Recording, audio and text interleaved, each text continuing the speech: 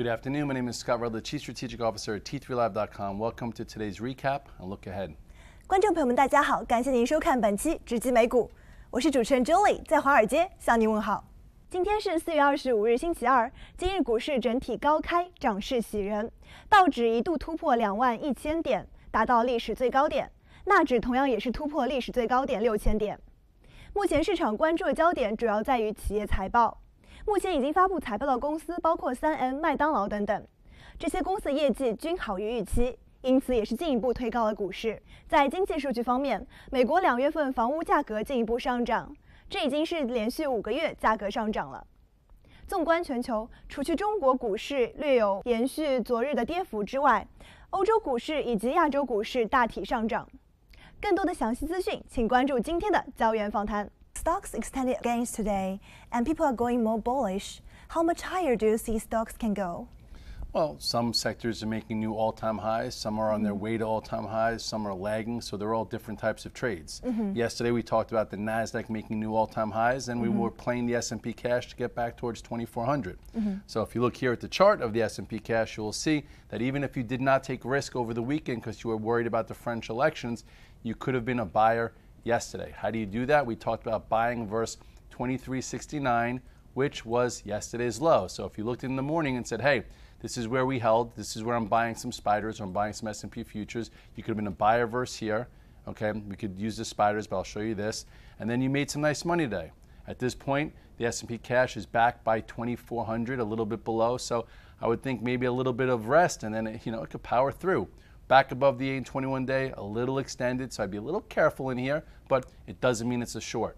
Yesterday was your day to accumulate. Today was your day to pick some sales and hold a little bit if you want to, but all in all, lots of sectors are acting different, but the S&P cash looks like it's going to probably kiss the all-time highs, and maybe tomorrow, maybe later in the week, but ultimately it looks pretty good. Financials led the gains today. What's your expectations of financials? They held support last week, and then yesterday was your day to accumulate financials because they broke their descending trend lines. Today I would have sold some. I've been a little bit smaller. So you can continue to trade these, or you just sit. I like to actively trade. If you look here at the XLF, I'll show you, how to be involved. Okay, at this point, remember 22 in the XLF that held. Okay, so if you were long versus this 22 or 22.90, whatever it was, you never got out. If you weren't long, yesterday you had to be pretty quick and be a buyer once it cleared this descending trend line. That's what I did, but I did it with Bank of America. So if you bought it here, you had to sell a little bit in front of the 50-day where it kind of met some resistance. So now we'll see if we could hold higher to then continue. Bank of America was a really one to go with. It was a good one because it cleared it with some authority. So yesterday I was a buyer of Bank of America. Today I was a seller. And I'm still in some. Why was I a seller? Because there's some resistance. Now maybe we open up a little bit down, you could buy some backs. But ultimately, the banks held where they had to, and now you just saw a decent-sized move back into resistance. Many tech companies are going to announce their earnings this week. Which companies are you paying attention to? Well, Thursday is a big day. What you have to do is you have to figure out, did they run into earnings, so they're priced for perfection and they took away the trade, or did they get tight and you have some nice inflection points to actually go with?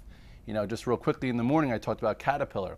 Great earnings. If people were prepared, it had a nice base in order to break above. So if you look here at Caterpillar broke above it and took off. A lot of people pre-market were buying the 99 halves and boom, had a nice move. Why did it have a nice move? Because it did absolutely nothing for 6-7 months. Okay, but then you look on the flip side, something like Google that reports on Thursday, it just had a big move. So it's probably stealing a little bit from the earnings scenario because it started running here or ran when it took back the 821 day or when it took out the prior high. So you have to be a little bit more careful going into it. The same way with Microsoft also had, its run prior, so it's going to be a little bit more tricky going into it. And then on the flip side, you have Amazon that's still tight. So Amazon has not run really here into earnings, so we'll see whether or not it could trade above it after the print, which could be a good trade. I think some people are anticipating a weaker number now, and it could open lower, kind of like what happened here.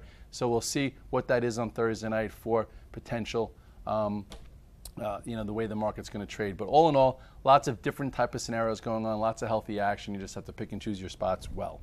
Thank you. Would you like to share with us some of your U.S. listed Chinese stocks? Well, we don't have a lot of time, but if you remember, I said Baidu is very interested last week to buy. We've been talking about buying Baba for 3 months. We talked about buying JD, and all these stocks have had really nice moves. Look at, Baidu. Wow. If you took them, if you actually took it last week when it took back, the 50-day moving average, you did real well. Look at the size of that move. If you bought JD when we talked about it clearing the wedge type pattern, you also did real well. Okay, I think Annabelle was with me in here when we talked about it clearing the spot. Now look. Thank you so much for your insights. I think that's all for today.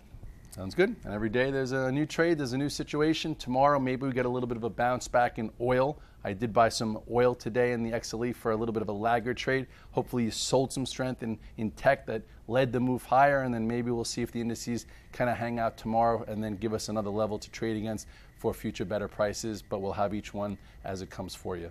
好了，以上就是本期节目的所有内容了，感谢您的收看，我们下期节目再见。